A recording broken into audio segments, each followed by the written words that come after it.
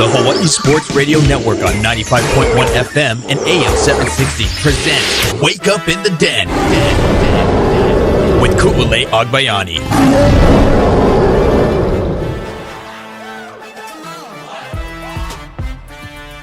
Good morning, beautiful people. It's Wake Up in the Den.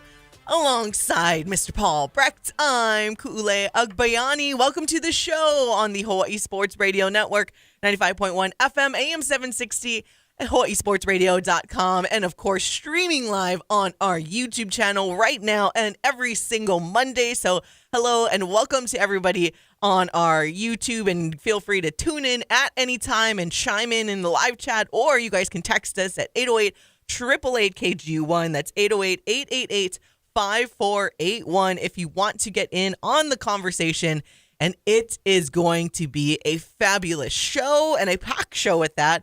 And of course, let's have a great week. It is game week, everybody. It is officially here. Week 0 of college football. And more importantly, our University of Hawaii football guys are in action this Saturday to host Stanford. 1:30 p.m. Hawaii time is the kickoff. You can watch it on CBS, CBS Network, one of those things. Anyways, nationally televised game. Wear your white for all of you guys that are coming to the game at the Clarence C. Ching Athletics Complex. So it's a good feeling. It's a good feeling. It's a good vibe. We're going to have a good day and a good week. And I can't believe it's finally here that we can legitimately talk about this matchup coming up with Stanford this Saturday. Paul, how are we feeling? Woo! I'm not as energetic as you, but I'm excited. I'm ready to go. It's awesome. I'm pumped for game week. Obviously, the Rainbow Wahine soccer team got us kind of kicked off when it comes to UH athletics. They bounced back after a tough loss to start the year against a strong Pepperdine team. They had a draw yesterday, and they kind of set the tone for the week going forward. We're ready. We're serious.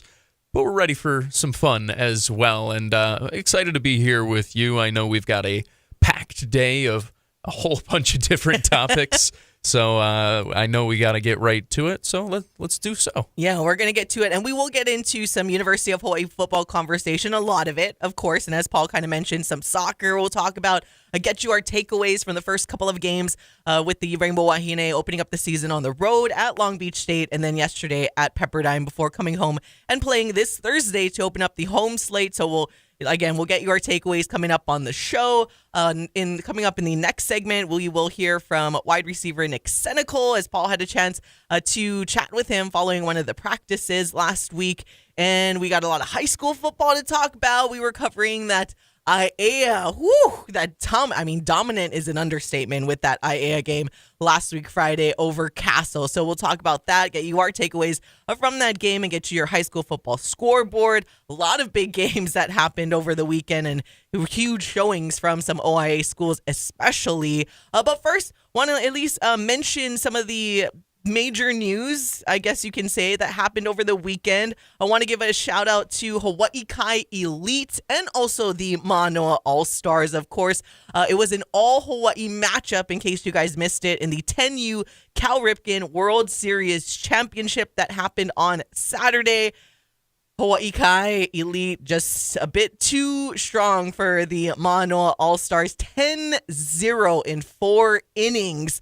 That team came out with the championship win, and HK Elite, man, allowed just 4 runs in 8 games while scoring 69 runs throughout the tournament. Now, Manoa All-Stars, to their credit, outscored their opponents 46-10 leading up to the championship game. So overall, both solid squads, massive representation from Hawaii, and a special shout out though to Jace Young of the Manoa All-Stars. I know he got some all-tournament recognition, but also, a close friend of the program, that's her nephew. So we wanted to give him a little extra shout out to Jace Young of the Manoa All-Stars. The Hawaii Kai Elite pitcher, Austin Cruz, was named the World Series Most Outstanding Player after finishing the tournament 3-0 with 14.1 innings pitched, allowing only 9 hits and striking out 18 batters and allowing no runs. I would say that deserves most outstanding player for Is that something like good? this. It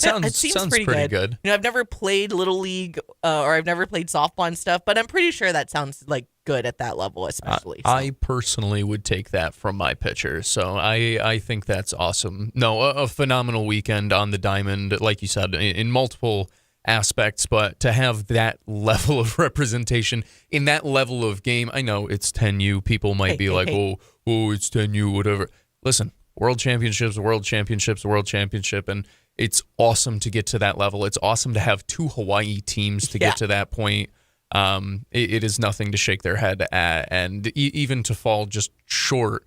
I mean, I know there's no like runner-up medal type thing, but dude, again, just the overall representation for Hawaii really, baseball. Really awesome. So shout out all the youth baseball leagues and the coaches just continuing to push out dominant leagues. Obviously, another team that we're following in the youth leagues for the Little League Baseball World Series, Hawaii, or represented by Honolulu Little League, are in the elimination bracket, but they did have a nice win over Illinois yesterday, 9-1. To advance in that elimination bracket, and they will play the loser of today's game between the Southeast and Mountain region representatives, which are South Carolina and Las Vegas. So we will see if it's a Las Vegas-Hawaii matchup. Yeah, but those 2 teams are playing today, and then the game will be tomorrow morning at 9 a.m. Hawaii time. So we'll definitely keep you guys up to date on that. So shout out to Honolulu Little League. They would need to win 3 more games, again, elimination bracket. So they just need to win and keep on going. But 3 more wins in order to get into the Little League World Series U.S. Championship. So we're going to be cheering them on, obviously, from afar. And if there's any team that we believe that could do it, it would be this one. All right, before we get into some football, wanted to also make sure we mention something going on at the professional leagues, but has to do with someone that is from here. Iolani grad Bobby Webster. It was tweeted out a couple hours ago this morning via Shams Charania that the Toronto Raptors are appointing general manager Bobby Webster as the team's head of basketball operations, and the sides have reached a new contract, sources tell ESPN, and Webster, of course, joined the Raptors in 2013. That's crazy, and landed that top executive role. So again, shout out to Iolani grad Bobby Webster for just continuing his professional career at the highest level with the NBA and the Toronto Raptors. And woo, 808 represent. Let's go. He was Masai's first hire, the very first one. To stick this long in one professional organization is, I don't want to say unheard of at this point, but it feels honestly insane, the amount that he's moved up. So really, really exciting for him. Very cool for Hawaii in general. And I know that he liked Hansen Yang, so I wanted Hansen to go to the Raptors. But obviously our friends in Portland and Mitch Ribeiro, his Portland Trailblazers end up getting Hansen Yang. Anyway, no, congratulations to Bobby Webster. You're like, all right, we're but yeah, shout out again, all of those happenings over the weekend. But now we are switching gears, guys. As we mentioned, it is University of Hawaii Football Week, week 0 of college football. And I tell you what, a lot of faith heading into the Rainbow Warriors direction, because as we are looking right now at the odds via BetMGM, we all know, and we've talked about it for a long time, that Hawaii opened up as the underdogs against Stanford. And then the line slowly started to move to even. And then Hawaii went ahead as the favorite a few weeks ago, favored by 1.5. Now I'm looking at it at BetMGM this morning. As it stands, Hawaii is the 2.5 point favorite over Stanford. That bumped up even from Saturday, because when I checked on Saturday, it was at -2 in favor of Hawaii. So even a half point more now in favor of the Rainbow Warriors. It's interesting. I can't say that it's like unfounded. I think it's understandable, and we'll talk more about it as we get into Hawaii football today. But this Hawaii team has an opportunity to make a statement. And listen, I understand that people are going to look at the P4 level, look at Stanford, and think that this is a rebuilding program, think, oh, how can it be a big win? How can it be a statement for Hawaii, whatever it may be? But I mean, we saw, and I keep bringing it up, we saw last year against UCLA an opportunity to do something very similar against a power program that is in this transitional phase, and Hawaii saw it go through their fingers, and it ended up not being a bowl year. A lot of people around the program, outside of the program, the media, whatever it may be, are talking about this team being bowl eligible. That would be a big first step towards it, and we would see it, you know? Ooh. We would see it. And again, 6.5, we got to go over. So it means bowl, and it means cashing some tickets, which will be a good thing. He's, as someone texted it, the easy over, I'm hoping that we're going to see. Yes, easy But that was over. surprising. I love it. And you guys, I wish I had the camera on Paul when I did mention the half, because his face, his reaction, like he said, he checked it and it was at 2. And then when I threw in that extra half point, he was like, whoa, it went up some more, as he just explained there. So yes, Hawaii now, from being the opening up as the underdog, and now a not 1.5, but 2.5 point favorite over Stanford. So we got a lot of money going in that direction. Hawaii is the minus 135 favorite on the money line. Stanford at plus 110, and the over under at 51.5. Over. Let's go over, please. Let's make it fun. Let's make the opening game really, really fun. So let's go over on that one. But yeah, even that kind of surprised me when I checked to look at the odds this morning. Again, that will be interesting to see, even if it goes up some more and there is more money going on that way, which, by the way, I know Matt Humans from VSiN, who is going to be in Hawaii this weekend with Tim Murray, that will be broadcasting live on Friday from the press box, one of the press boxes on campus. So it'll be a fun show. You guys can stream it, watch it live if you are a VSiN subscriber or on YouTube TV. But I know they would have conversations on their show that they were waiting when Hawaii was the underdog for Hawaii to be like the 3 or 3.5 point underdog, and when they would start to put in their bets for Hawaii, and it never went up to 3. It just ended up going in the opposite direction. And like, I'm gonna have to ask them, because I don't know exactly where they stood from there. But yeah, there we go. They totally missed the boat. There, yeah. I mean, I went in when I was in Vegas. Let's just be clear. It was when I was in Vegas. I did go in and bet Hawaii just straight up when they were, I think, like still the 1.5 point underdog. I was like, we're just going to sprinkle it on the money line. Why not? But I got like even money. Too bad it wasn't plus money. Even money is okay too, though, on the money line. So let's go Bows. Let's go Hawaii. All right. We're going to take a break before we kind of really get into the University of Hawaii football conversation. Going to take a break. When we come back, we will talk a lot about the offense. There's something that I know a lot of people are just hoping that we will see at least even a glimmer, even like maybe like half or 75% of what we were to witness in that New Mexico game. I know a lot of fans are just craving and yearning for, but what do we think will be some of the offensive numbers that Hawaii will put up? We will talk about that and also let you hear from wide receiver Nick Cenacle when we come back on the Hawaii Sports Radio Network. Stuck in traffic? That sucks. Here's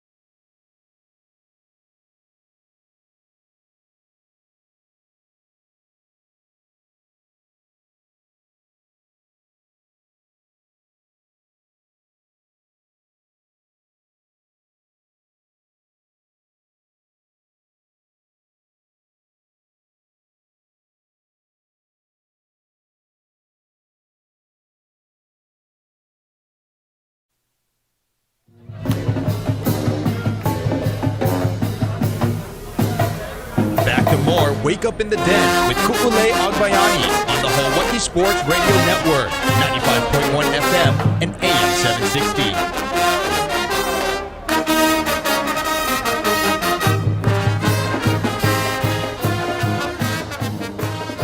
Agbayani and Paul Brecht getting you ready for game week. Woo! For the University of Hawaii football team hosting Stanford this Saturday. All right, before we really get into some of our thoughts and predictions for the offense this upcoming season, and we're going to do something pretty fun and actually new to the program.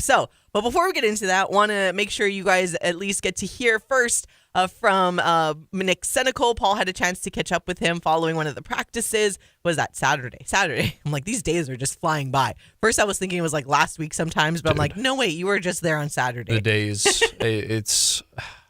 they've flown by. So I can't believe camp is over. I can't believe that it's actually week 0. I don't know. I get it. I absolutely get it at this point. So I'm just like, all right, no, it wasn't last week. It was, well, I guess it by definition, technically, yes. I guess. Paul had a chance to catch up with wide receiver Nick Cenacle and just get his thoughts on camp and, of course, this upcoming season and the matchup against Stanford. And here it is. You guys kind of finish up camp today, right? Yeah. Next week obviously starts Stanford game week prep. Yeah. How do you feel now that camp has gone through a somewhat new unit, but a lot of returning faces? How are you guys doing I after? feel good about it, super good about it. I think we executed at an exceptional rate this camp and stuff like that with Micah too and the whole chemistry. I think we're just gonna come back out with the same energy we came in our last game last year. So it's exciting. It's exciting for sure. And how helpful, you mentioned that last game last year, how helpful was that for you guys going into the offseason to build off of the chemistry between, obviously, Micah Alejado stepping into the starting role and a lot of talented receivers who need touches? It was very helpful. Honestly, give us like what he sees and stuff like that, and stuff like that. Let us know what he sees game day. And again, we just built off that from what we did last year and stuff like that. This whole camp and stuff like that. So it's been amazing just going through it and stuff like that, having these little scrimmages, these mock games and stuff like that with him. So yeah, it's been good. It's been good. Talk about the wide receiver group as a whole, your guys' relationship. Obviously, you and Pafele, you get some preseason honors, and the room is even deeper than that. Talk about the relationship between That you room, guys. the Belt Boys, it's amazing. It's a great group of guys. Honestly, for the coaching staff, did a really amazing job of bringing those guys that could help and contribute right away. The Titans, the Kaikais, the Koa, and stuff like that. Even the new transfers, Jackson, B. White, everything. Those guys are just a great guys, man. They're playmakers too, and we just can't wait to see them. You guys are gonna see them on the field, and they're gonna make plays. And we're not going to be surprised. It's gonna be every single play is gonna be something crazy. And then talk about the guy who leads that room, JU, obviously. Yeah. What's it been like working with him? How has he helped you grow your game over the past few seasons? JU's been great, man. This guy, he's like the how do you say that? It's like a cool unk of the group, you know. That's what he's like. That's what he is. You know, he just brings the guys together. He is good. He does good at bringing the guys and fitting with everybody's personalities and just keeping us good. You know, focus on what's the task at hand and everything like that. JU's been great. I'm so blessed to have him as a coach and have him coach this group too. He's the best person for this group. Last year was a breakout year for you in a sense. How are you looking to build off of that? How are you looking to improve your game as you entered this season? I'm just trying to fix the little things that I was doing wrong last year and stuff like that. So I just want to being consistent, more consistent this year, and that's pretty much what it is. I think if I'm being consistent and everybody do what they have to do, where the sky's the limit for this group. So yeah.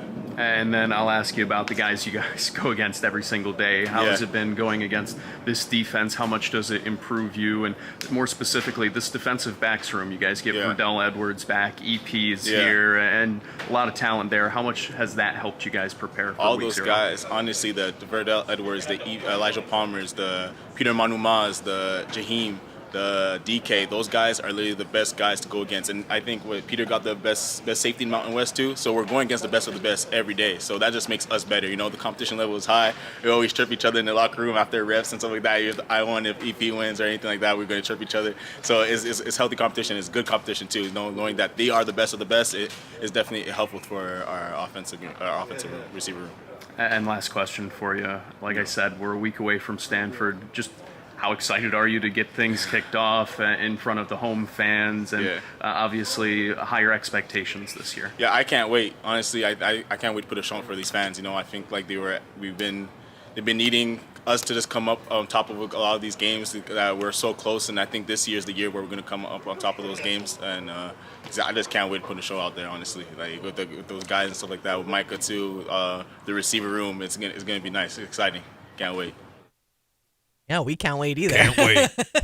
We can't wait either. And again, that was UH football wide receiver Nick Cenacle chatting with our Paul Brecht following Saturday's practice as the team heads into fall camp this week. Again, they did kind of have somewhat of a scrimmage on Saturday, but 2 Saturdays ago was the last full scrimmage, as now they have been heading into the prep for Stanford, and this is it. I mean, it all comes down to this week, Paul, against a team in Stanford, which apparently the betting market doesn't have a lot of faith in as well. I feel like we do need to give Hawaii a lot of credit. I think a lot of people have come around and have sensed that this is definitely the best team under head coach Timmy Chang, is what we keep saying, and we believe it. I mean, even Coach Chang's demeanor in practices and even in some of the media scrums is different. So I think it all comes from your head coach, right? And the fact that he has this confidence along with the other coaches, and then it trickles down to the team itself and the offense when you're led by Micah Alejado, who we've mentioned before, has this type of confidence that he exudes, but at the same time, he has never yet come off as being cocky. Like, he has this confidence. He believes in his team. He carries himself so differently than what we've been seeing. I think even pre-Braden Shager, like, there's something, it might be like the Las Vegas thing, growing up there. And I chuckle because it's like true. But he just has, again, it's mixed with the good Hawaii family upbringing, because again, it never comes off like he's it's balanced, big-headed or cocky or in any means or full of himself or anything. It's just, it is a genuine confidence in himself. And that makes and us his teammates believe this offense, despite whatever question marks are on the offensive line, Micah's ability to make decisions quickly and process what he is seeing in the defense, I think will, and we've heard Kualpe Hopa say it too, that Micah makes it easier on them because he is so quick on his decisions. And when you have receivers like Nick Cenacle and Pefele Ashlock and all of the guys that we're going to see get worked into the rotation, it makes us pretty confident that the production won't drop off significantly from that last New Mexico game to this game against Stanford coming up on Saturday. And then, of course, through the rest of the season. Yeah, I mean, there's a reason that a lot of people are excited about this year, and it starts at the quarterback position. When you talk about sports in general, the quarterback position might be the most important one of all, and it feels like you have a guy who is able to execute the offense in a way that it's always been imagined to be, in a way that it's supposed to look like. And that makes guys who are already pretty good look even better, and it makes maybe your weaker points be just that much stronger. And that can be the difference in 1, 2, 3 type games where it's a loss in previous seasons, it becomes a win now, and now all of a sudden you're talking about a bowl-eligible team, and that's the hope for this year's group. That's the thought.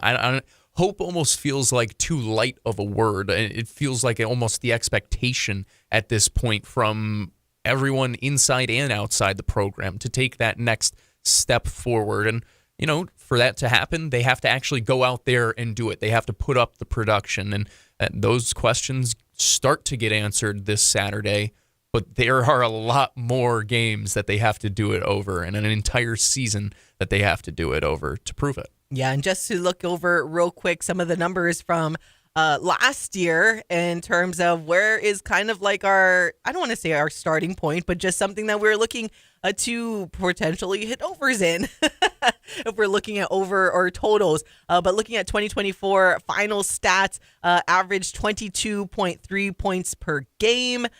First downs, 249 first down. I know the rushing yardage is something that a lot of people want to see. Average less than 100 yards rushing per game.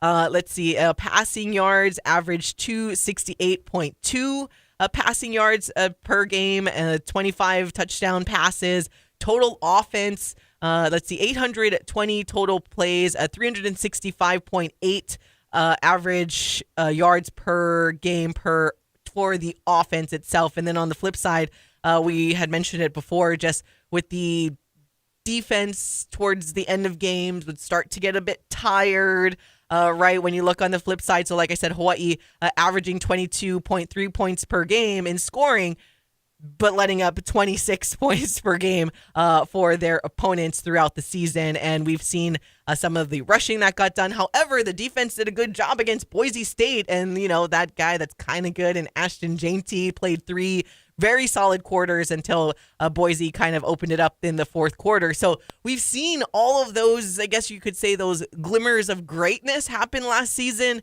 And I think that's also why there's such huge expectations and kind of this positive heading into this season, because you return a lot of that production, a lot of starters. You do lose some, but for the most part, you gain even other significant weapons. Like we talk about Jackson Harris, who we didn't get to see in the fall camp too much because of nursing some injury.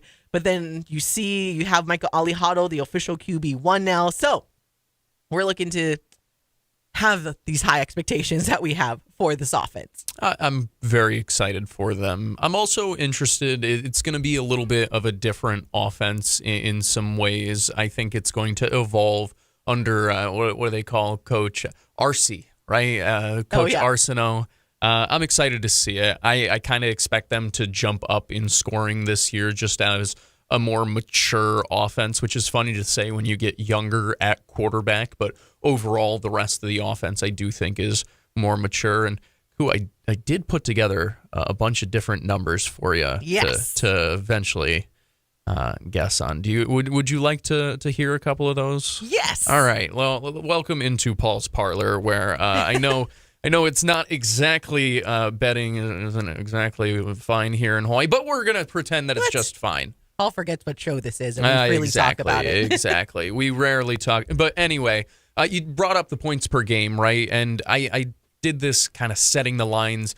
I'll give you the control, right? I said it with the 2024 group because obviously Timmy Chang was the head coach, and a lot of those players returned for this year's season and whatnot. I also looked at the 2018 year. That year, Hawaii went 8-6. So it's not the Mountain West winner. It's not, I thought that was probably unfair to expect after last season, but it was a bowl game eligible unit.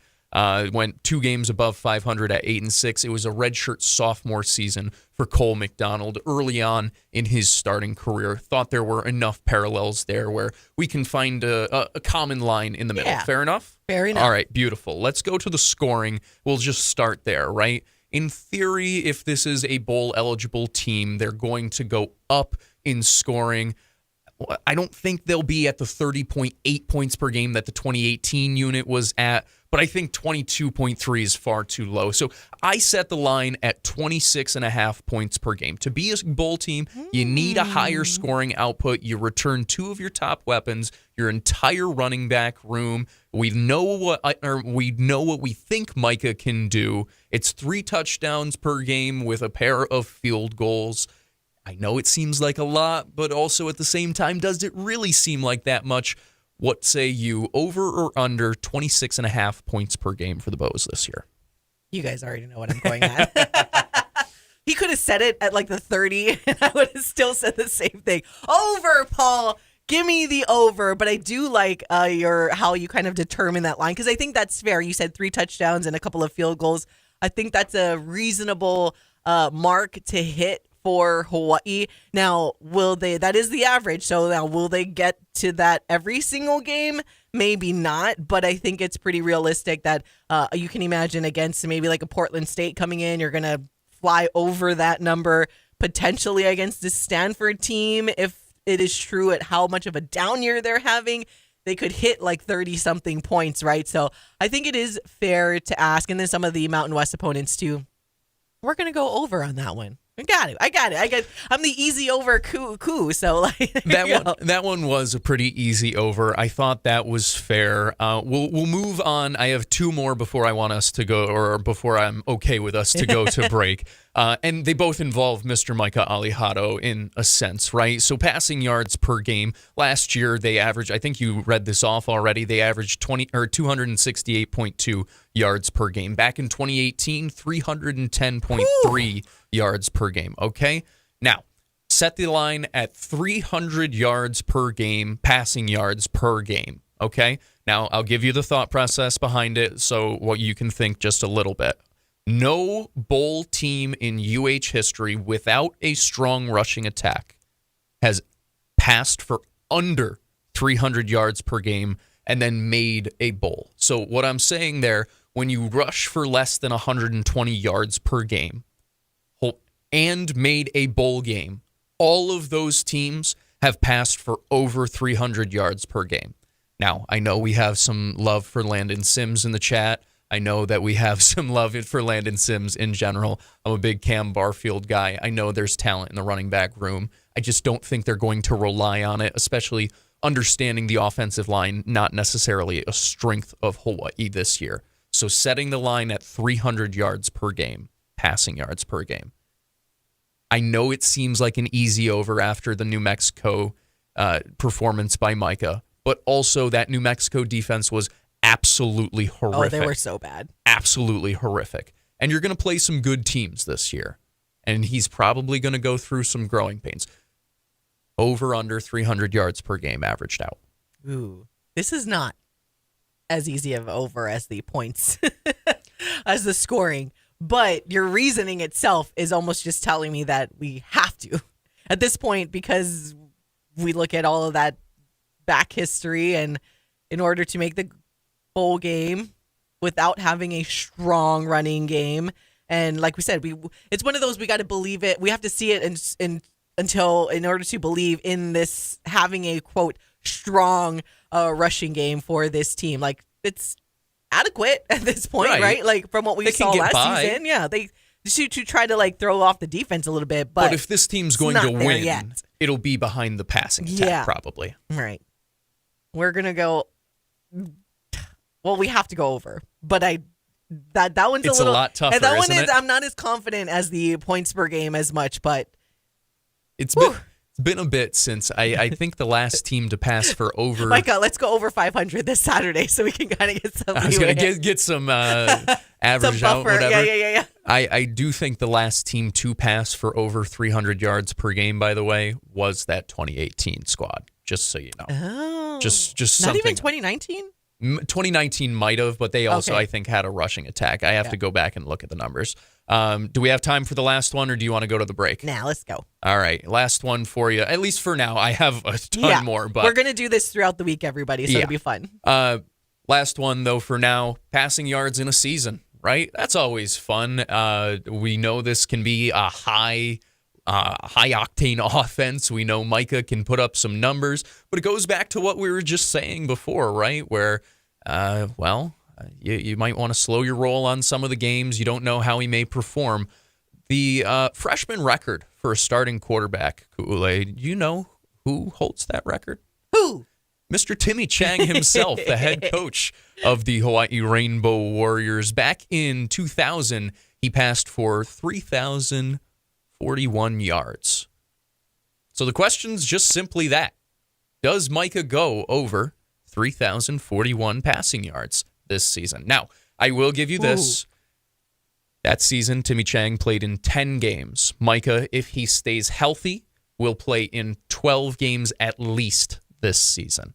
So he does have a 2-game buffer. So that in there, just take that into account. He could also get hurt. You never want that to happen. I'm knocking on all the wood. But that is also in there. We are doing this of him staying healthy the whole time. That is the thought process here. So does Micah set a new record for freshman passing yards in a single season? 3,041. Well, it's crazy because he broke some of Timmy's records in the New Mexico game. That's why I put it in there.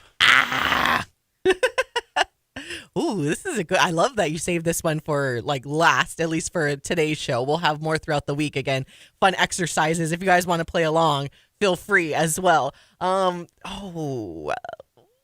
feel so weird because it's like we're obviously rooting for the current quarterback, and Timmy Chang himself is rooting for the current quarterback. Right, but part this of is hard. This is, Timmy Chang was just, and a lot of other quarterbacks, of course, in the UH history are just from what we've it's also seen. pretty good company for Micah to be in for his first season starting.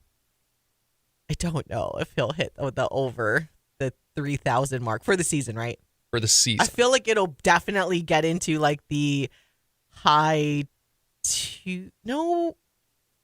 yeah. Well, because last year we finished off at 3,218, but that was a mix of Micah and Braden Shager, including Micah's like incredible crazy, final game. And in that game and a quarter, he had like 500 something passing yards. So that would put Braden less They than also that. played 2 FCS opponents last year.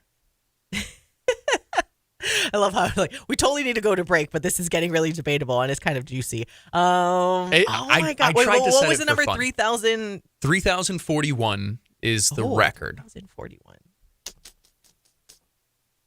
You know what? Just for funsies, we're gonna. Why not? And you said 10 games. You know what? We're gonna go over. We're gonna go over. Let's go over. Hell yeah. Let us know what you guys think. 808-888-KGU1. That's 808-888-5481. And for our YouTube listeners, I'll try and put the numbers in the chat so you guys can chime in as well. Are you going over on all of them? Oh, yeah. It's an easy over in my mind. All right. There you go. Paul, easy over back now, too. Yeah, oh, my God. Yeah. All right. On that note, we got to take a break. So we'll be right back on the Hawaii Sports Radio Network.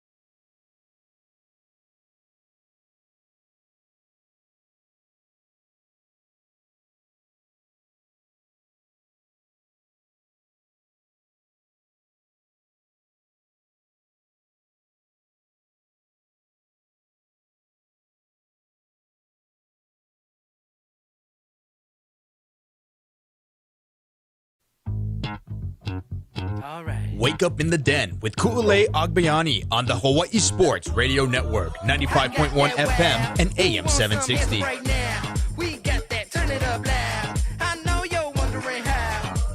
I got that wow. Here I go, coming. Welcome back to all of you, the beautifulest of all the beautiful people. It's Wake Up in the Den. I'm Ku'ulei Agbayani alongside Paul Brecht on the Hawaii Sports Radio Network, 95.1 FM, AM 760, hawaiisportsradio.com, streaming live on our YouTube channel. And of course, you guys can listen or watch on demand wherever you get your podcast. All right, we're going to get back into some UH football coming up in hour number 2, but wanted to get into some high school games as well as high school football is rocking and rolling. But before we talk about our game of the week last week between Aiea and Castle, this just being tweeted out by Pete Thamel. So it is official that a source says that Cal has named true freshman Jaren Keave Sangapolutele as the starting quarterback coming up. So he beat out Ohio State transfer Devin Brown. And he's one of ours, guys. Hey, I know that name. Shout out Campbell High School, Eva Beach represent. Yes, sir. Jaren Keave. Woo! True freshman starting quarterback from Hawaii, from Eva Beach for a P4 school. Let's go. I'm pumped. And again, he went public school, brah. So let's go. Finally, like a top quarterback so far. Of course, he's still got to play these games, but that is not from St. Louis. I know we had Dylan, but this is a very big deal for a true freshman to start at that level, to beat out a 6th-year senior that came from Ohio State, of all things, and was able to play at that level with Ohio State last year and a few years before that. So shout out OIA. Let's go. I'm pumped about it. I mean, I've said it. I think I've said it on the show. If I haven't, then it's crazy. That I truly believe in my heart of hearts that Jaron will be one of the first players that I've like actually covered in high school that will go on to play in the NFL. This is a hell of a first start. This is a first step towards that. Starting as a true freshman at P4 school. Let's go, baby. Come on. I love looking smart. You called it. Come on. So again, a shout out to Jaron Keave Sangapolutele that Pete Thamel again reporting that Cal has named JKS as the starting quarterback for their opener against Oregon State. Not this week, so next week against Oregon State. All right, going to get into some high school football real quick as we were covering the Aiea and Castle game last week, Friday. Aiea, not Ali'i. Whew! So 60-2 over the Castle Knights. You know, credit to Castle, though. I mean, you got to just keep fighting, but Aiea, my goodness. They just kept going, and whew, what was that like for Paul and Kyle were on the call last week. We'll have that game up for you on demand a little later this morning, but just real quick before we hear from our Fun Factory VIP of the game, what were your quick takeaways from that game last week?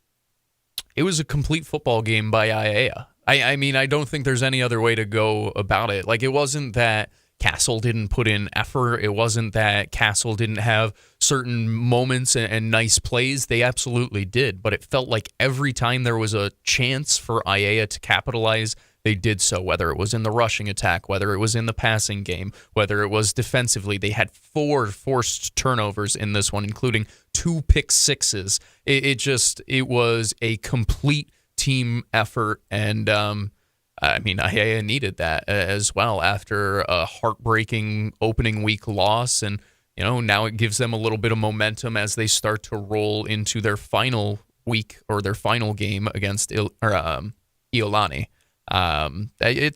It was an impressive performance, to say the very least, about Aiea. Ooh, and someone who had an impressive performance overall was none other than, and there was a reason why he was our Fun Factory VIP of the game, Hiki Kim Choi Keb Alo, the guy that was, as many names as he has, was doing just about as many things on the football field, where almost as many touchdowns. Like, I know on the preseason teams, the preseason polls that Michael Alejado put together, he was listed as a wide receiver, but this kid does just about everything, including, of course, as we know, play basketball as well, which he had received the Fun Factory VIP for a basketball game last season that we covered for Aiea. But this is what the Aiea athlete, again, multiple positions that he plays, Hiki Kim Choi Keb Alo, had to tell our Michael Alejado following his performance and that 60-2 win for his squad on Friday night.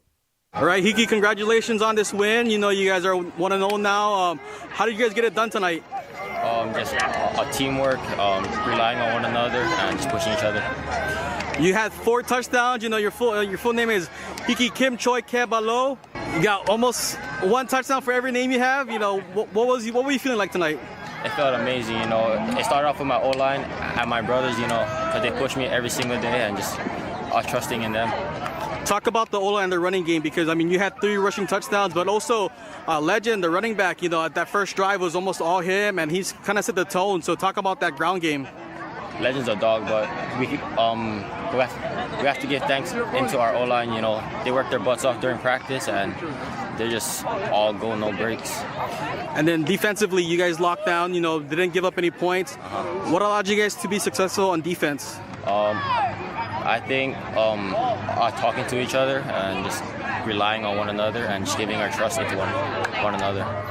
One of the dogs on the defense is Ethan Tuia. He had a pick 6, and he also stripped the ball and recovered on fumble on the kickoff. How much did those kind of change the game for you guys? That changed a lot, because that gave us the momentum and the energy just to get going, and he's just a dog, man. And then your young quarterback, he had a pretty good game himself. What are your thoughts about on his performance? I think he's improving super well from last week. You know, he's like getting more comfortable and is trusting the process more. How are you guys going to build this win? Because you guys got a tough opponent coming up. How do you guys, take this win but not get too excited about it? We come back next week, work our butts off. I'll forget about the win, and it's all over again.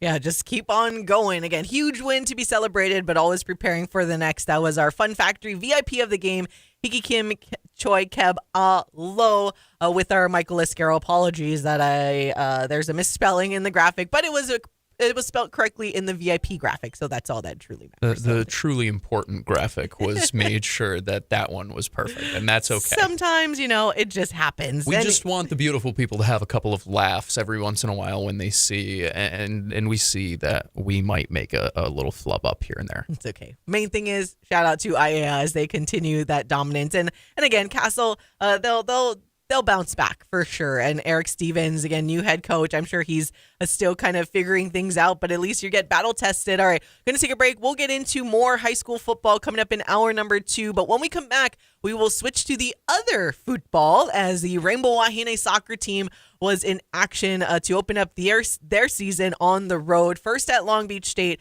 and then yesterday getting a draw against Pepperdine before coming back home to play Central Arkansas this Thursday. I hope we do see you guys out there at the Waipio Peninsula Soccer Stadium. But Paul and I will get you some of our takeaways through the first couple of games for this Rainbow Wahine squad when we come back on the Hawaii Sports Radio Network. Stuck in traffic?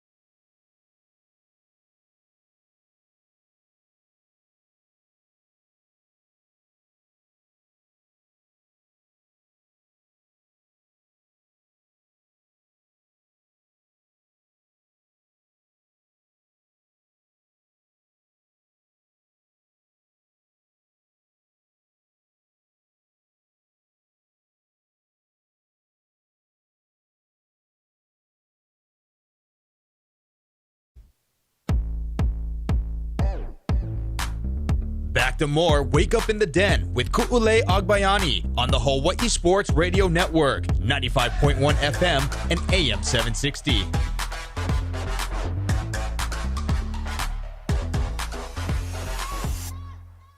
It's Wake Up in the Den, Ku'ulei Agbayani and Paul Brecht on the Hawaii Sports Radio Network, 95.1 FM, AM 760, hawaiisportsradio.com, and streaming live on our YouTube channel. So you guys can chime in either on the YouTube chat. I know Felipe and Caesar are having their conversation.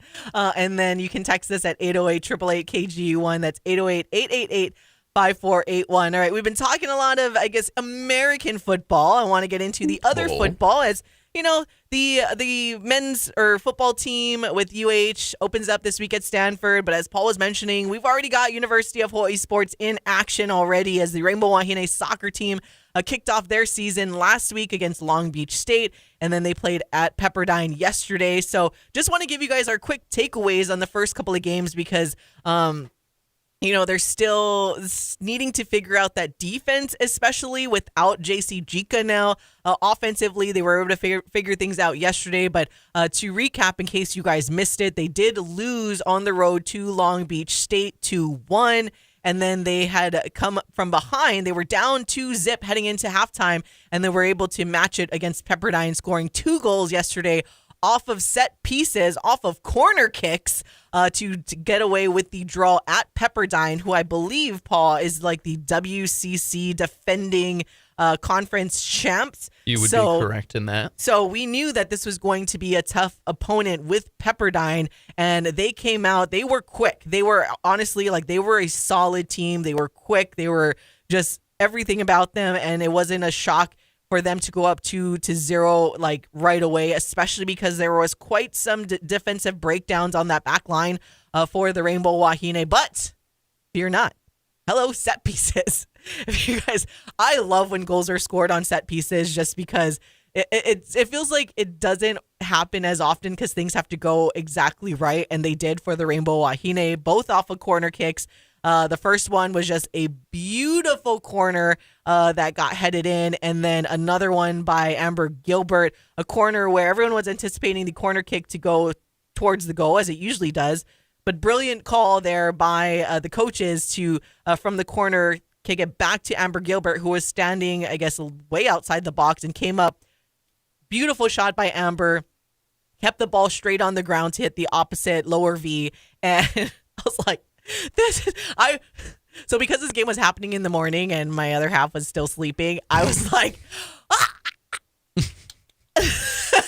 watching this game yesterday morning. I was trying to be courteous because it's a Sunday, and I'm just like, sweet. I was so excited for this team to tie it up, and then luckily they didn't have some of those defensive breakdowns that they had in the first half in that game up against Pepperdine, and were able to close out with that draw to come back home. After that loss against Long Beach State, they did they're doing almost like a goalkeeper by committee right now. I think they just to kind of get Brianna Churpich in there. Again, Kennedy Justin took over for her, had a phenomenal freshman season despite the circumstances. You're right. It's not your typical Bree was having a bad season. Kennedy came in to replace her. Bree got injured, and then Kennedy just did a phenomenal job, and by all accounts is going to be the starter this season. But it seems like they're just trying to get Bree in there to get worked in case in the event something else happens and they do need to switch over. So I think once we start rolling into the actual conference season, or maybe when we see in this Outrigger soccer kickoff, we'll see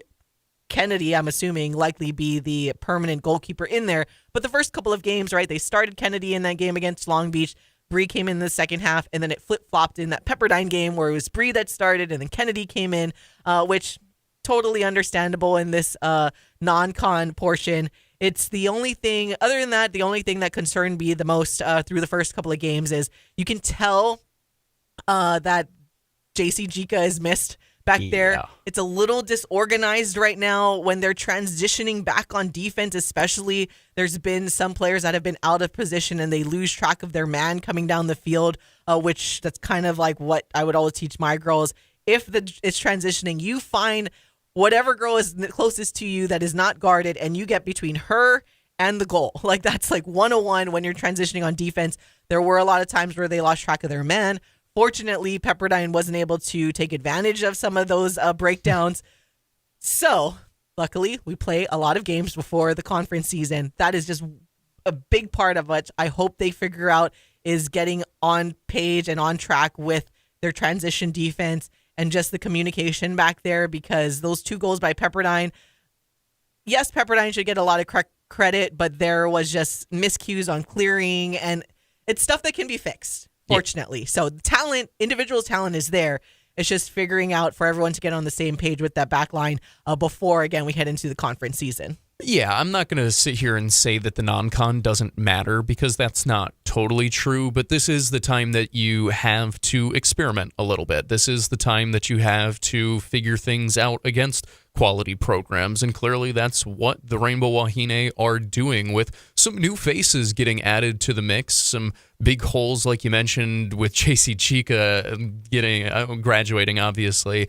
You want to figure that out, and this was a great draw to end up getting after going down 2-0 in the first half to come back. Like you said, 2 phenomenal set pieces off corner kicks. I had a coach that played professional soccer that used to referenced German league soccer and always said 3 corner kicks is the equivalent of 1 PK in terms of scoring opportunities. I like that. I mean, as the Rainbow Wahine have gone on, they've continued to do a nice job getting corner kick opportunities and now actually capitalizing on corner kick opportunities. A great header by Kate Sheehan, and then, like you said, a nice on-the-ground far post from Amber Gilbert from the top of the box. So the scoring has kind of been there. I mean, 3 goals through 2 games. You like that. You'd really love the defense to be figured out a little bit more, because I think more concerning than the 2 goals per game is, like you said, it's the opportunities that are going to continue arising if the defense isn't figured out, whether it's the communication, whether it's the way that they're flowing back in transition, or whatever it may be. They do have to figure that out. I would also assume that Kennedy Justin, who, by the way, we do have a Mana Wahine Wednesday piece up about. You can go find that on hawaiisportsradio.com. Please go read that. She had herself a real nice second half. Like you said, Brianna Chirpich, not an untalented player by any means, a starting caliber goalkeeper as we saw last year, but also needs some time to get worked back in.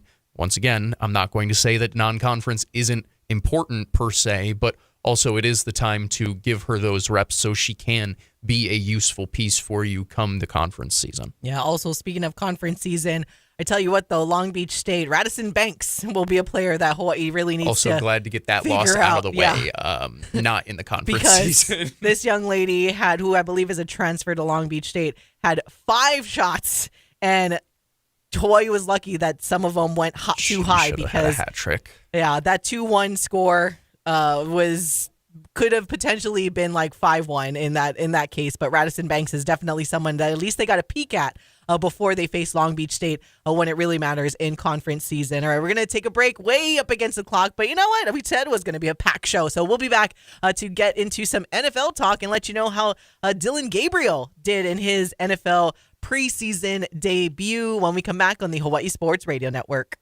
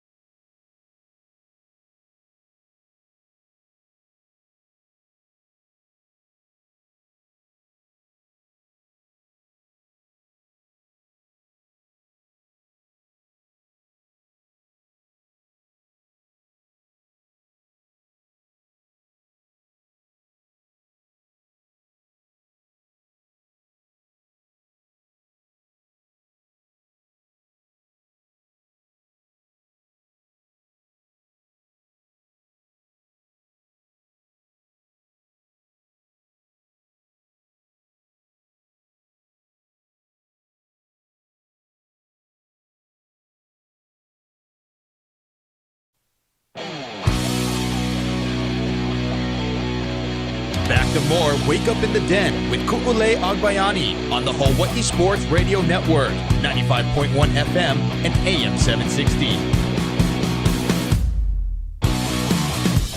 Welcome back to Wake Up in the Den, hour number 2.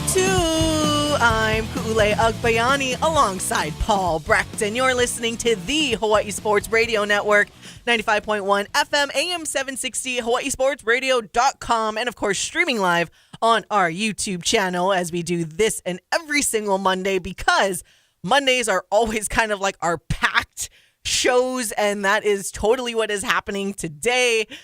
There is just so much to talk about as we go throughout the football season, and now that college football is officially here, we are in week 0, and we'll get to some University of Hawaii football conversation, or continue our conversation. Earlier in hour number 1, it was a really fun chat. We heard from wide receiver Nick Cenacle, but also we're introducing a new thing this week, and Paul's Parlor is what we're dubbing it as. So if you are in the YouTube chat, you can kind of see the over-unders that Paul had mentioned, kind of doing his going back to last year's final stats and then referencing back to 2018. And he kind of explains why we're doing it that way. And he's setting the lines on different things like the total yardage for the season, passing yards, yards per game, scoring, all of that stuff. So we're going to kind of have a little fun throughout the week getting these Paul's Parlor lines that are set for each of these individual statistics going and leading up to the start of the season this week, Saturday against Stanford. Again, 1:30 p.m. at the Clarence C.C. Ching Athletics Complex.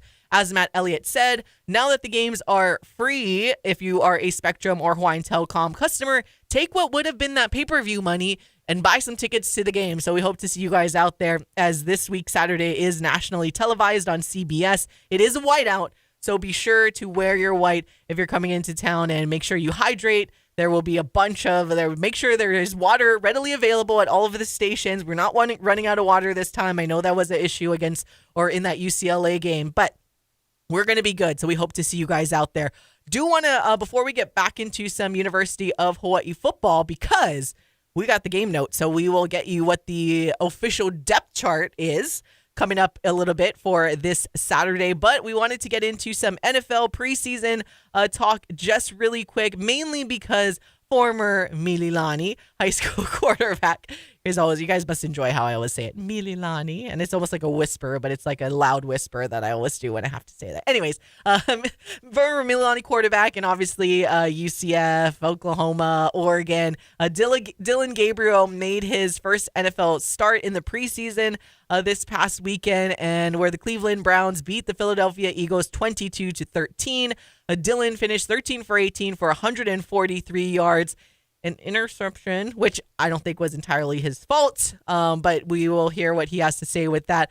So did pretty good, had a forced fumble, but for the most part and just based on eye test, he looked like he was doing a very, very good job in that game and leading that offense. It was announced, however, earlier this morning that Joe Flacco will be the Browns starter, at least in week 1 of the NFL season, but we all know that is just kind of like a placeholder for now as they try to figure out what their future quarterback situation is going to be, whether or not it could be Shedeur Sanders, Dylan Gabriel, maybe Kenny Pickett, but we're kind of like, oh, okay, bye Kenny at this point. And then maybe if they're going to do what people had been anticipating and they just planned for next year, but we saw Archie Manning announced maybe a couple weeks ago that Arch Manning wasn't going to declare for the NFL draft next year. So it's a whole thing. But anyways, the point is Dylan Gabriel had what I thought was a pretty good showing this past weekend against the Philadelphia Eagles. And actually, just real quick, though, we want to let you hear what he had to say, just a little snippet of what he had to say in that post-game press conference, just in terms of his performance and, of course, kind of giving reasoning behind and not having to force things as he goes throughout his career and not have interceptions like the one that he did on Saturday. And also he was asked about that potential quarterback battle situation happening in Cleveland. So here's Dylan Gabriel. Yeah, I think we'll still have to go back to the film and see how it is. But, for me, I think just continue to learn from maybe some things that, can happen, like turnovers. But I think other than that, there was flashes of being very consistent and clean as an offense. And I think as long as we consistently, work at that and try to put more of those kind of drives together.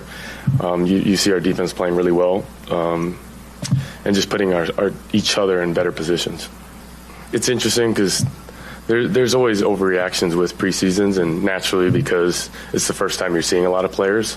But for many, I think we're just trying to build continuity and build consistency. So for me, it's all growing moments in the grand scheme of things, and I'm a guy that sees it long term. I think you see a day or 2 weeks, but I think the true growth within months or years, and you see a player grow within that.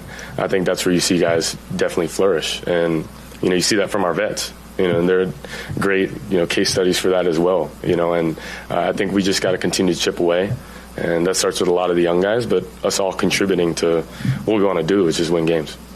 I think in many cases there's maybe mistakes on display, or maybe plays that you want back, but for the most part there's got to be that continuous response, and competitive nature to continue to go out there and compete, and I'm a gunslinger. I'm going to continue to sling it, and be aggressive that way. Like I said, that can't happen, right? And we got to throw it away in that situation. But I think as a unit and us coming together, I want to help my teammates out by being better. And we all know that it's us coming together to go do that. Thank you, guys. And that was former Mililani quarterback, and of course, all the different stops in college, but Mililani's the most important one. Dillon Gabriel, following his NFL debut, I guess you can say, and first NFL start in the preseason game for the Browns against the Philadelphia Eagles. And as I mentioned earlier, Joe Flacco has been officially named as the Week 1 starter for the Browns, but Dillon, and again, was asked about the quarterback battle, and he gave probably the best answer you could give, right? It's just you got to just focus on yourself, and at the end of the day, a decision will be made. That's best for the team, and that's all. But I liked all his answers there when it comes to the offense, and again, not learning not to force passes, because I don't think, and if you guys didn't see it, if you guys can look it up, you can even just Google like Dillon Gabriel interception, and it'll probably be the first one that comes up there. But it was just a miscue and miscommunication between the tight end and the receiver. Tight end kind of like pulled his hands back, and then the Philadelphia defender like kind of came in between the tight end and the receiver and picked off that pass. So it wasn't entirely like a Dillon Gabriel made this horrible decision and threw it into open space for like this easy INT. So overall, I think his performance was good, like for the first time. And yeah, people will say what they want to say about, you're not facing the top defense of the Eagles. This is still high-level football. These are still guys that made it this far in the preseason. And I think if it doesn't happen with the Browns, I mean, there's a lot of teams out there that are looking for very adequate backups who could potentially be starters in the NFL. So I actually, based on his performance, and this is, I don't think it's an entirely biased take. I probably wouldn't even talk about Dillon if I thought he did horrible, but I do believe that he could end up somewhere if it's not staying with the Browns. There's a lot of teams out there that need quarterbacks. So based on his performance that he had in this preseason game, I think I have a good feeling that he could at least be in the league this season, whether it be with the Browns or we'll see where he ends up. Maybe I would want to say the Bears, but I do like Tyson Bagent, so I don't think the Bears are pretty good at quarterback right now, especially, they kind of have a pretty good walloping of the Bills this past weekend or yesterday, so we'll just say that. I was wondering how long it would take you to bring up the Bears. I was actually going to ask you about Caleb Williams and his performance. I will say this on Dillon Gabriel quickly. Once again, I bring this up all the time. I actually have a Browns fan friend. I know they're like rare. It's seeing like a shiny Pokemon in the wild type of thing. He was impressed by Dillon's performance for the most part. The interception didn't really matter to him all that much. His prediction as of now is that Dillon will be QB2 going into the season, nice. Which would in theory mean that he would get the first shot at the job once, obviously, Joe Flacco, once the season is no longer worth anything for the Browns, I would assume. So after they lose to the Bengals? I don't know how else to say it. You know what I mean?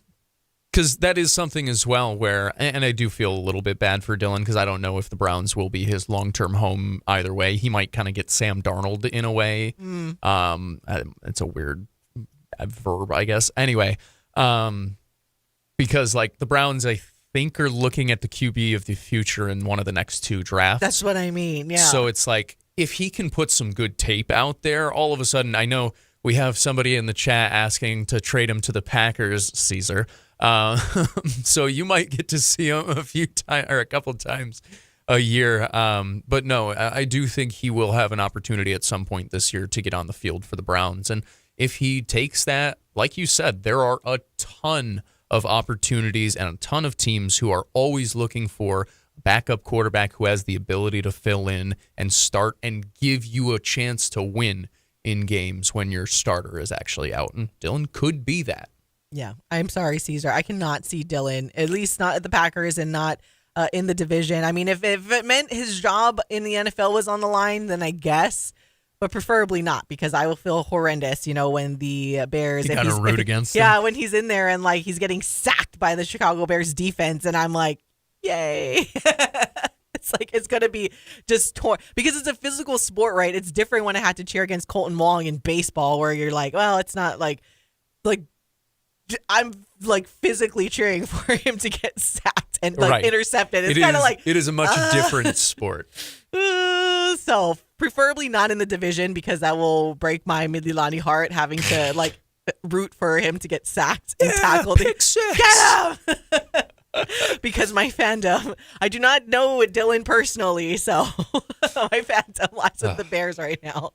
We could change all of this if Dylan wants to come on Dylan the show. wants to be a friend of the show, then we could kind of work something out. But we will cheer for the Browns, and I'm glad that someone that is an actual Browns fan is saying that they like him. I'm better than Shador, I guess, because Shador had a really good performance the other week. So the fact that they feel better about Dylan Gabriel, because again, I encourage you guys, if you guys can look at highlights, like he did look good, like in the NFL. Like he didn't have an incompletion on their opening drive touchdown. Yeah, he was like, I think he was like 7 for 7, and then finally had an incompletion on like the 8th pass or something like that. He was awesome. Yeah. Like he looked, and this is what my friend said in a way where Shador was like, don't get me wrong, Shador was awesome. He was fun. But in a lot of ways, Dylan runs the offense how it seems that Kevin Stefanski wants the offense run. Oh. Where Shador, he's fun. He makes plays off script, and he's a good athlete. He's a good quarterback. Like I do think him and Dylan are kind of in the same category of like they could hit in the NFL, and I would not be surprised about it at all.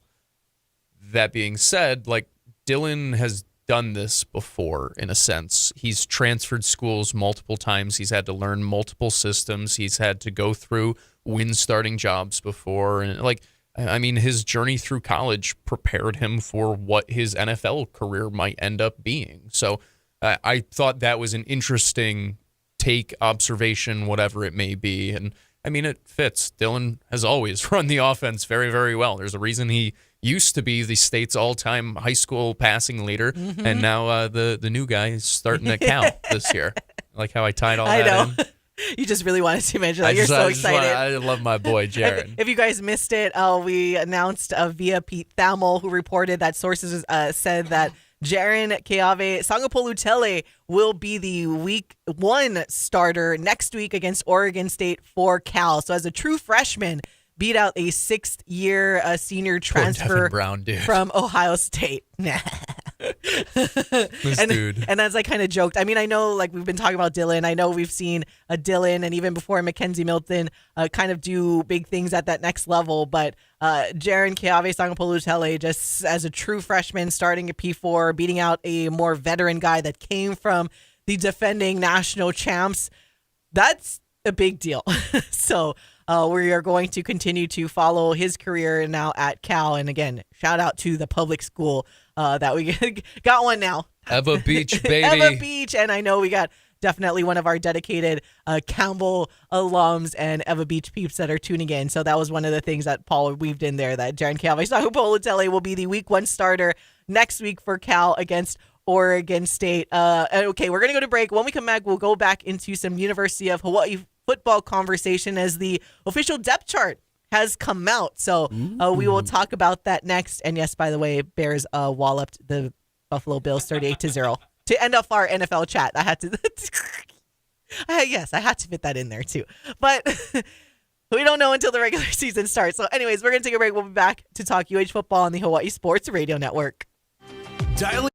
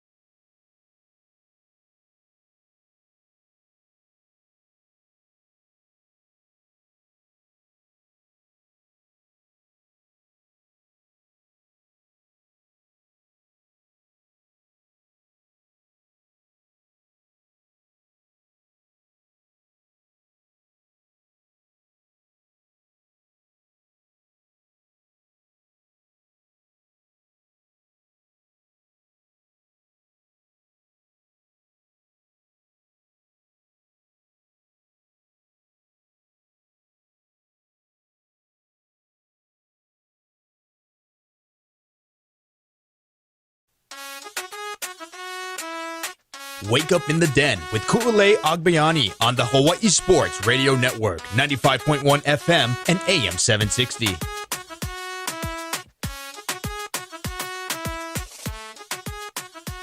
Welcome back to Wake Up in the Den. Ku'ulei Agbayani and Paul Brecht on the Hawaii Sports Radio Network and also streaming live on our YouTube channel today and every single Monday, especially with these packed shows coming up now that we are here.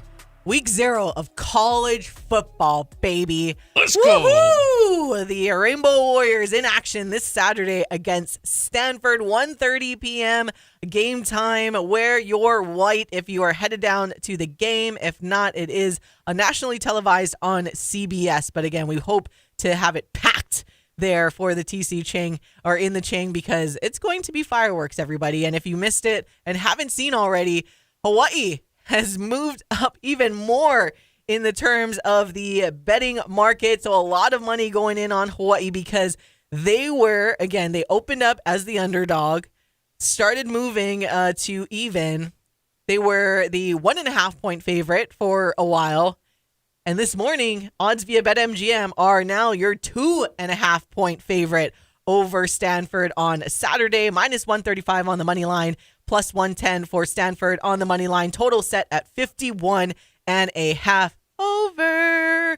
Let's just say that because Hawaii's going to put up like a 50 burger on their own. I'm just, we're manifesting everything that's going to happen on Saturday. But something that I know a lot of people are curious about, including us here in the media, even though we kind of already figured out certain pieces of the depth chart. Get but a general idea. Our first game notes of the season came to us this morning, which includes the depth chart for, I know there was all this talk about our quarterback battle that we had, so at least it's good to see it with officially Micah Alejado. I know that everyone was questioning that for sure. That was the biggest question mark on who could have started. Oh my goodness. In all seriousness though, but yes, Micah is on there. But I think one of the things that are still going to be kept as the secret here, because I know we got asked this question about the kick and punt returners, that is not set in terms of a for sure There's starter. a beautiful or in there. And all 4 guys are in bold, because if you guys look at the depth chart, usually you have your bold as the starter, but if it's different, and sometimes if there are ors, there is still names that aren't in bold. But for the holder and kick and punt returns, those are all ors and all in bold. So for your holders, we have Caleb Freeman, who, yes, I know is the quarterback as well. My king, Or, D3 king. hey, or Tama Uliata. Shout out Waipahu. I know Michael Iscaro always want to give his king. plug there for Tama. Kick return, Brandon White or Cam Barfield. Both good Both options. Guys. I'm a fan of both of those. Yeah, Brandon White, man. He's the shifty guy. So is Cam Barfield. So those guys, 2 guys listed as or for the kick returners. Obviously, there are a couple of guys back there. Anyways, but punt returners, you got Brandon White again and Tama Uliata. So There we go. we're going to see some of these guys in action. We suggested those names, by the way. They're only there because of us. No, we suggested those names on air when we were kind of brainstorming, though, who might be winning those jobs. So it's nice to see that kind of what our general thinking was, or the lines of our general thinking is kind of what was going on behind the scenes, because we talked about how explosive Brandon White has looked in practice at times. We've talked about the sure-handedness of Tama Uliata and what he can do. And sure-handedness goes in multiple directions, right? When it comes to punt return, obviously, you just want somebody to catch the ball to begin with. That was something Rex Ryan actually loved about Jim Leonard back in the day, why he had a safety as a punt returner, because he caught the ball. And he wanted to make sure, listen, no matter what, I don't care if you return the ball 2 yards or 20 yards or whatever it may be, just catch the freaking football. Tama does that. So that's something where you see that. But also as a holder, it is interesting whenever you have somebody back there who's an athlete. We saw it with Hiki against Castle, where it adds an extra layer to your special teams. And even so, you can kind of do the same thing with a Caleb Freeman, who, you know, I know he's a Division III transfer and a scout team quarterback, whatever it may be. Having a quarterback back there is kind of interesting in case you want to do a fake here and there and whatnot. So, I don't know. It's fun. I like looking at specialists. Okay, guys? I'm weird. I'm a nerd. It's fun. And another one people had questions about was the kickoff. Now, this is another or as well. We had talked about, and I know Coach Chef had mentioned it briefly, that Sean Olvera Harrell is listed as the kickoff person, but also or Kansei, no surprise, Matsuzawa, but we will see what happens when it comes out on Saturday. Another one, a guy we've talked highly about, and it's good to see his name here in bold as a starter on the depth chart, Verdell Edwards, right there at corner. So that feels good to see it printed here that he is good starting. for him. And then because DT wanted to be all DT brush it DT. off. You know, everyone was talking highly about Verdell. To be fair, we did talk to DT about it like Day first 2. week. Okay, it was day 2, yeah. It was Early literally on. the second day of camp. But we're over there like, oh, he just physically looks like he's an future NFL guy. Like he's built like a top level P4 level football player. But he's on our team. But it's nice to see him on the depth chart. Verdell Edwards officially back in that rotation. Woo! Like I said, I gotta imagine it feels good for him. It's whenever you're a competitor who cannot compete, it like kills you inside. A little piece of you inside is eating you up. So I have to imagine last year was really tough for him to not be able to be out there and help the team out. Now he has the ability to do so. And when we talked to DT, like I said, it was early on in camp. So it does make sense where he was like, we have to work him back in. We have to get him fully back up to speed. 3 weeks later, well, guess what? It seems that he's pretty up to speed. And it's a good thing as well because, once again, and I'm going to continue banging this drum, as much as I do believe Hawaii should beat Stanford in week 0, as much as I do believe in the opportunity that they have, you still have to go out there and do it. And Stanford still has P4 talent on their roster. Is it as abundant as other teams you might play? Maybe not, but at the end of the day, they still do have it. I'm a big respect your opponent type of guy. That's something that I will do, and having Verdell in a big way helps you out because, like you said, he has that P4 frame that you kind of can trust and rely on against those bigger receivers. He's a good athlete, talented player, and a big piece added to this defense that we saw last year can compete at a very, very high level. Another question mark on this defense that I know people were wondering about was, Peter Manuma. Yeah, that guy's Kidding. pretty good, guys. Jokes. Peter Manuma obviously clearly here, but listed as the starter for the other safety, Kilinahe Mendiola Jensen. So he is up there, would be alongside Peter Manuma, at least according to this first depth chart that we have just got that came out this morning. Backing up those guys, you have Matangi Thompson and Kona Moore.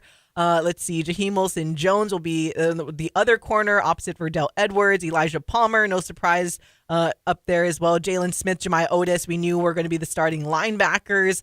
So this is really fun to take a look at this defense, and shout out to Kilinahe because I know he was starting to take on a bigger role last season, but officially listed as the starter. Heading into the offensive side, this is kind of the interesting one that we were looking at, but Jackson Harris is up there as the receiver for one of the starters. Again, the transfer from Stanford that we have really yet to see in full action.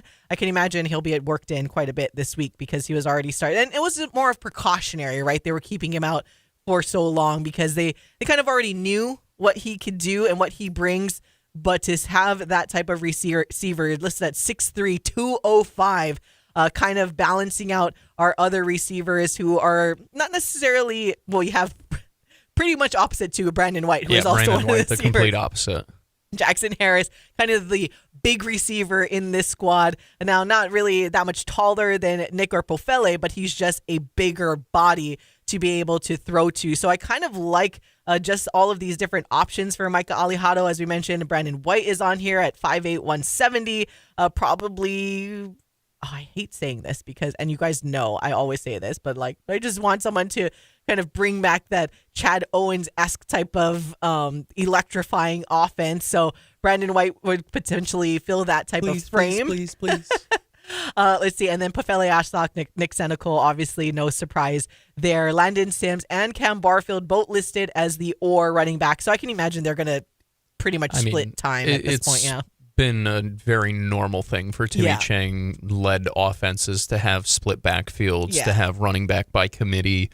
And to be fair, like the way that Landon Sims runs isn't exactly that of like a bell cow where you're going to lean, because he has so much physicality to him. He is a solid blocker in the passing game as well, but when he runs, he takes a beating, and you would like to have Landon Sims for the whole season, not for half the season. So, and Cam Barfield, to his credit, has done a really nice job building up muscle in the offseason to be even more stocky, I'll say it in a way, where he's a very nimble bowling ball that moves on through. I like that. It's been fun to watch him throughout camp, and I think they are a fun little cohesive unit, one that complements each other pretty well. So you do understand why they're going to be or there, especially it's an offense that's going to throw the ball a lot. Oh yeah, like it's a Hawaii offense. Yeah. Sorry. One that we were kind of curious about though, but Devin Tauaefa, tight end, listed at that starter ahead of Oki Salavea. I know Oki got a little banged up during fall camp, so that could be part of the reasoning. So this is another position where I feel like things will change throughout the season, and it'll be a very fluid situation considering we'll see how much it gets worked into this offense with the run and shoot. And I know that this is kind of the little wrinkle in the traditional run and shoot, but it's left to be seen how much they'll really utilize the tight end more than just your blocker that's going to be out there, right? I was going to say, it was a little interesting to have the tight end listed in a sense. And, you know, it's something that I always think about with Timmy Chang, because he does have a little bit of a tight end's background, which is funny to think about. I don't know. I thought Devin Tauaefa had a nice camp. Like, I thought he did some really nice things here and there, but also some of them were against the twos, some of them were against the threes. So it's kind of it's almost like the preseason where you're, how much of this do I believe? How much am I telling myself I want to believe? He had some great reps against ones as well. So, yeah, it's a good question. How much will they actually work him in? Especially because, and I'm going to keep saying this, there are a lot of mouths to feed on this offense. Like we talk about, obviously, Pofele and Nick Cenacle, where they have all Mountain West capabilities.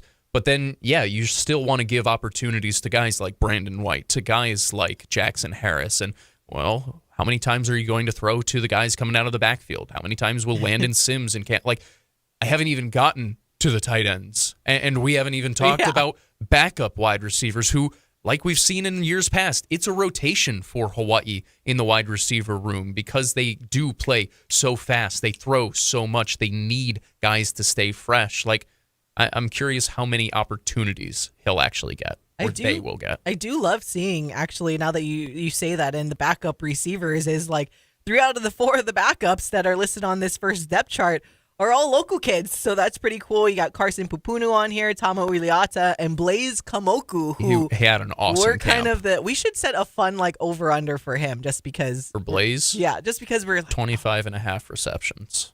Over-under. I don't even know. I have no backup. I have no reason why. Over. But that I'm like, 25.5. No, that feels like way too much. Yeah, but that's kind of fun looking at this depth chart.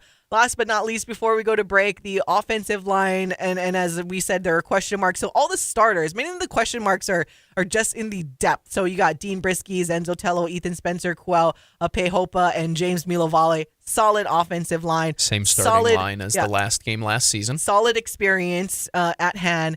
It's just a matter of, and this is the big if, right? Like, if all of them will be able to stay healthy during the season, which is a lot to ask for an offensive line, and on the flip side, the defensive line. So top to bottom, no question marks in terms of the starters for this offensive line, like you just mentioned. Same starters as the final game last year. So it's great. I really hope none of them go down. We got to stay healthy. We got to stay healthy. They're tough guys. Don't get me wrong. They are tough guys, but so were some of the ones last year. And, I mean, I don't think Luke Felix Fualalo thought he was going to get rolled up on. And then all of a sudden he's out for almost the entire year type of thing. You know what I mean? It's one of those, you don't ever plan for it, but you do have to be prepared for it, especially on the offensive line, especially in the trenches. Ooh, well, that was fun. We're excited. We got football. It's Hawaii football week. Yeah, it's Hawaii football week. We're going to take a break. When we come back, we will get back to some actually high school football. Again, get you your high school football scoreboard of what you may have missed, powered by Scoring Live, and actually let you hear from Lahaina Luna head football coach Dean Ricard, as they are definitely battle-tested through these first couple of weeks coming on to Oahu and playing some top-level OIA schools. So we'll be back and let you hear from him and talk some high school football next on the Hawaii Sports Radio Network.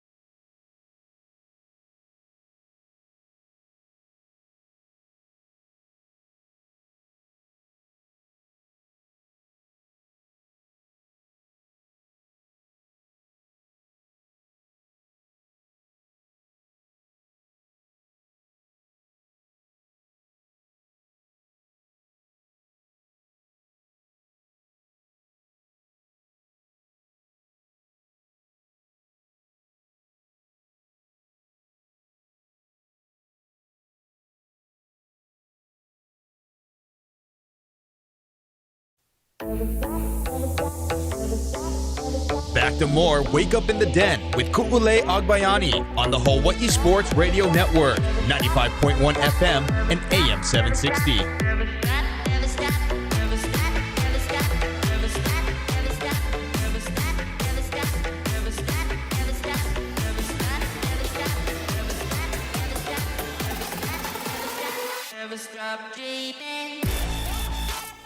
Welcome back to all of you, the beautiful list of all the beautiful people. It's Wake Up in the Den, Kule Agbayani and Paul Brecht on the Hawaii Sports Radio Network, 95.1 FM, AM 760, hawaiisportsradio.com, and of course, streaming live on our YouTube channel today and every single Monday for of all time that we're seeing in the foreseeable future. Yeah. So if you guys are watching us right now or on demand or listening on demand, all of the above, whether it be this show or our high school or HPU play-by-play, any of that stuff, we appreciate you, and that is why you are the beautiful list of all the beautiful people, as always. All right, I'm going to get into some high school football. We mentioned, or we're talking a little bit about the game we covered last week, Friday, between Aiea and Castle, in which Aiea had a massive game, 60-2 over the visiting Castle Knights. Another big game that happened here on Oahu on Saturday. Lahaina Luna coming into town once again. They had opened up the season at Waianae, lost 42-21, and then again had to face a juggernaut, a team in Kapolei that is very much looking like they're going to be one to reckon with in the OIA Open Division. But the Lunas falling to the Hurricanes 52-0. But as we were chatting with Donald Mahoy of Maui last week, is that, you know what, Lahaina Luna, all that really matters is come time for the MIL season. And Lahaina Luna, knowing that they don't have the numbers that they normally have, they are getting themselves battle tested before they open up against King K. Kaulike. So true test for the Lunas against a powerhouse at Waianae and, of course, in Kapolei. Again, massive games, but definitely learning lessons, and that's exactly what their head coach, Dean Ricard, is taking out of these first couple of preseason games for his squad to open up. And our Michael Liscaro was covering that Kapolei game on Saturday and had the chance to catch up with Lahaina Luna head coach Dean Ricard, and this is what he had to say. All right, Coach, not the result you want on the scoreboard, with this game and last week's game, but that's what preseason's for, right? So what are some of the positive takeaways you take for your team? Well, we definitely played a top caliber team, no doubt. And we knew that coming in. All we was looking for was some type of consistency. We didn't come away with that. We were looking for continuity. We didn't come away with that. So there's more, the top takeaways, there's a lot more we realized that we got to prepare for as we prepare for the MIL season. And like we told the kids, we played two top-notch teams this year, Waianae and Kapolei, of course. And the reason behind that is because if we can play and at least hang in and show positivity and some type of improvement, we're going to be okay in the MIL, and that's what we're looking for. Everything is based upon the MIL, and these were two preseason games that we felt that, we wanted to give it a shot and see how we match up against, superior teams, to tell you the truth. Yeah, we talk about playing superior teams, right? Lahaina Luna, modified wing tee. Yeah. You guys offense, you guys didn't shy away from that. Definitely running it on some linemen that's playing at the next level. How do you think the boys up front on both sides of the ball handled that against Kapolei? For our team, we got a lot of work to do. We were just physically outmatched. We were just we were slow off the ball, and you know what? And that's something that we were expecting going against this Kapolei team, and even against Waianae last week. It was something that we kind of rebuilding. Honestly, we were rebuilding. We were young. We got 13 seniors on the roster, but out of those 13, only 4 of them really are returning starters. So we're looking to, again, just get better, gauge ourselves, find out our weaknesses, which is a lot, and just concentrate on working and making the corrections. And again, like we told the kids, you can get through a game like this, and remain positive. And after we review the films and we make the corrections, it's only going to help us, and that's what I hope to get out of this.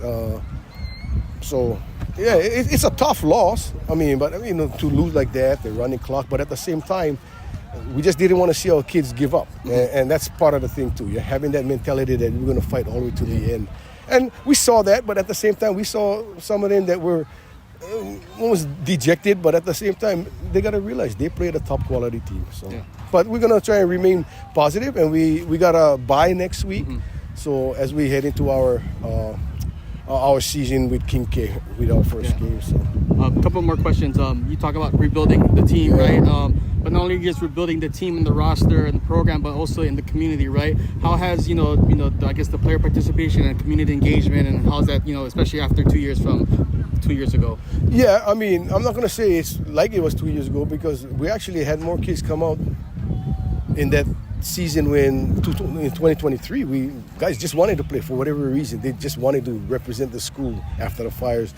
But now, after everything is kind of settled down and the families are settling down, realizing that they're still displaced all over the place. The school, I think, we went from like over 1,000 to like 750 or whatever the case may be. But we don't have the luxury of having 50, 55 players anymore. We're down to 39 right now. A couple handful of kids had to stay home. We have 42 on the roster, 39 that traveled. So yeah, we haven't had that participation like we would expect. And and it's not an excuse. Don't get me wrong. It's not an excuse at all. Some of the kids have decided to either attend other schools, and some did move to the mailing. But again, like we told the kids, whoever is here, you guys got to put in the time and the commitment, and we'll be okay. And that's what we're trying to accomplish this season. Last question, you mentioned not fighting, or keep on fighting, right? You guys got a couple turnovers, got one on special teams, and got 2 interceptions, and I believe those 2 interceptions was on the backup last year, so that was definitely some guy with experience. So just talk about the defense, because that I thought was the positive tonight. Yeah, defensively, I mean, we're going up against a passing offense that we don't see like anybody like this on, and they got a ground game too with that big back. But the physicality is hard to prepare for. The speed is hard to prepare for. But again, there were a lot of positives, no doubt. And we're just going to have to, capitalize on that, use that as a rallying call to these kids that, hey, okay, this is what we got to continue to do. This is what we need to concentrate on. So, and again, we're going to have to reevaluate personnel, because we got kids that aren't playing in the right position, and that's what preseason is all about on both sides of the ball. But again, the physicality at the line of scrimmage, in the trenches, I mean, we're not going to see nothing like this in the MIL for sure. Yeah. No way. And, so again, that's what I'm going to use for my men, the boys in the trenches, to say, hey, you guys went against basically the best of the best in the state. So now let's work it from there. And hopefully, we'll be a little bit more successful in the MIL and get better and better each week as we, move into the season. So, but yeah, I mean, a lot of things hopeful on you, but at the same time, a lot of errors and mistakes that we got to make sure we fix up before we're ready for the season. And again, that was our Michael Alejado chatting with Lahaina Luna head football coach Dean Ricard following their tough loss against Kapolei 52-0. And again, before that, had another tough matchup and loss to Waianae 42-21. But as you mentioned, and as we talked about last week, for the Lunas, it's just about getting battle tested and getting on the same page and having that continuity before they head into the MIL season. Because as Donald Mahoy mentioned, even though this will likely have the most parity that they've ever had on Maui, you got to beat Lahaina Luna first in order to even, they're always going to be the team to beat, even if they could potentially be having that down year. And the Lunas doing what they needed to do to try to test themselves against a couple of top OIA Open Division teams. Taking a look at some of the scoreboard, again, powered by Scoring Live for high school football, going back to last week, Friday. As we mentioned, the game we were calling Aiea 60-2 over Castle. You'll be able to hear that game on demand a little later today. We'll have that for you. Kaiser coming up big over Pearl City, 30-12. A close one between Kalani and Kohala, 7-6 in that game. And the big time game for the Cane Knife and all the bragging rights. Waipahu still looking for that win against Campbell. It was kind of close. Oh, but it was so close in like the first half. 7-6 at half. And then Campbell just turned it on, able to beat Waipahu 21-6 in that game. Konawaina getting tested against a continent school. Truckee beating the Wildcats 25-17.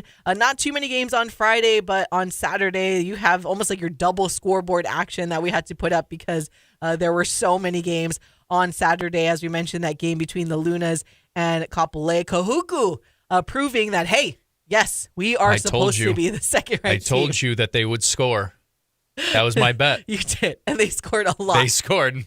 That was all I was looking for. 21-9 over Kamehameha Kapalama. Again, Kamehameha having that big win in the opening week of the preseason against Farrington, but Kahuku proving that they are still up there and can still beat the top teams. St. Louis will likely, by all accounts, remain number one in the power rankings this week for Scoring Live. Kahuku will likely now remain still at the number 2 spot in those power rankings.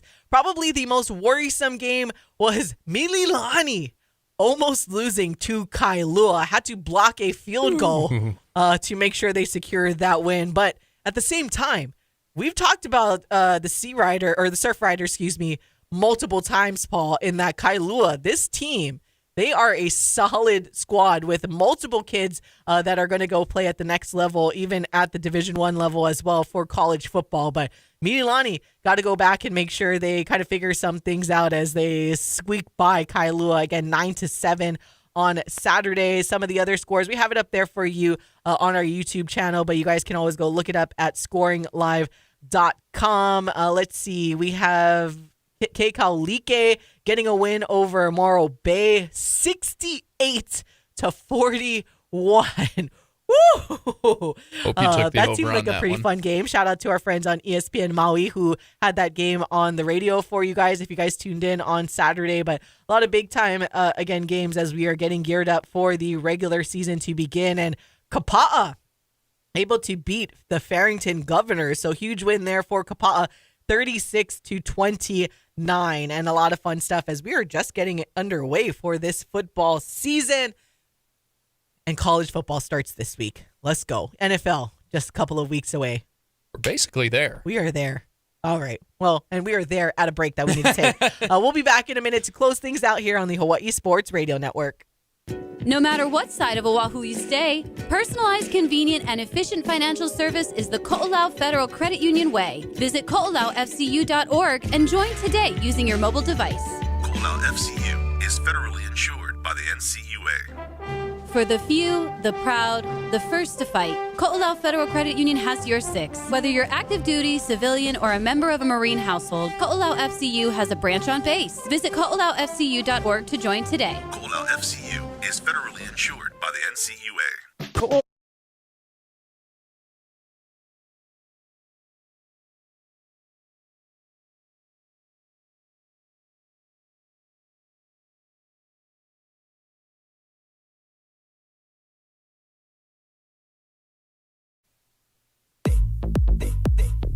Wake up in the den with Ku'ulei Agbayani on the Hawaii Sports Radio Network, 95.1 FM and AM 760.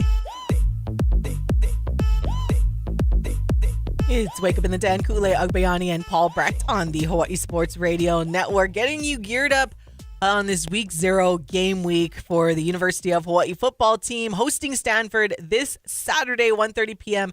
at the Clarence T.C. Ching Athletics Complex. Oh, also, we were talking about high school football before we went to that quick break there. Want to make sure we remind you guys that our next broadcast, it won't be this week because we will be helping out our friends from VSiN who are coming into town to broadcast live Friday and Saturday.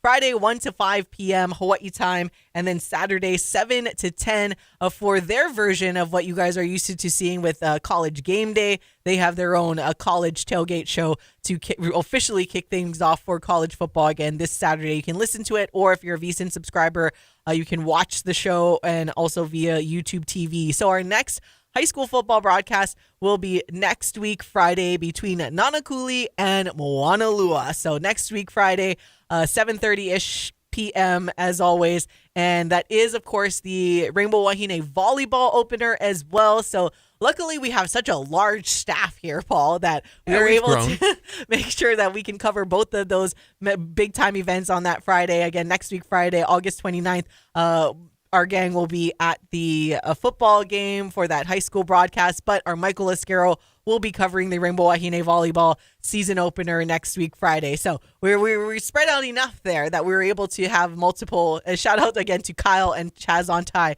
for assisting with their help too, so that we can we're able to spread out a bit more. We got the beautiful people covered. That's the beautiful thing about our team is we will move mountains as best we can so that we can try and bring as much content as possible. And obviously UH and high school sports, they don't always chat with each other to make sure that our schedule matches with theirs, but it's fine. It is okay. We will survive that. And nonetheless, I'm very excited for that Nanakuli Moanalua game. Just should be a pretty fun one. I think Namenehune.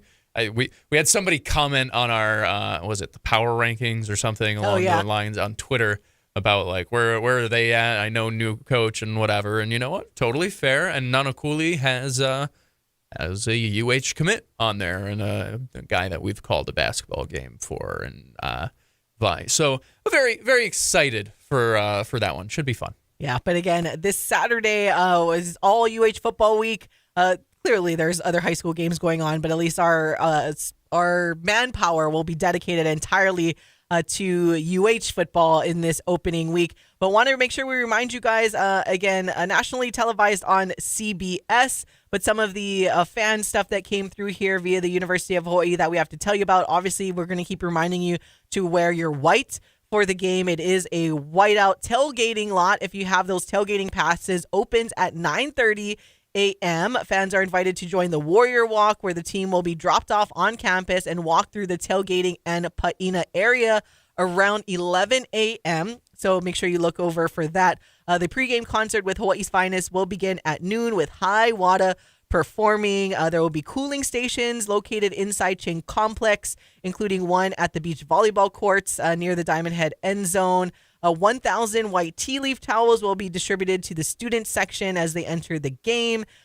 Comedian and former Rainbow Warrior Tumua Tuine will serve as the team's official honorary captain. That's pretty cool. Prior to kickoff, Tumua will deliver the game ball and stand with the team captains at midfield for the coin toss. Shout out to Mua. National Anthem and Hawaii Pono'i will be sung by Angela Morales. What else is here that we need to make sure we tell you guys about? Oh, former Rainbow Warrior All-American, a name that I've never mentioned on this show whatsoever. Chad Owens will be welcomed back to campus as our legend of the game. Owens will be honored for recently being inducted into the UH Sports Circle of Honor. He was also inducted into the Hawaii Sports Hall of Fame and the Canadian Football League Hall of Fame. So he will be welcomed back as the legend of the game. Again, yeah. No one I ever mentioned on this show about wanting to see that happen again. Doesn't sound familiar. I don't know. It'll be nice to see some random face.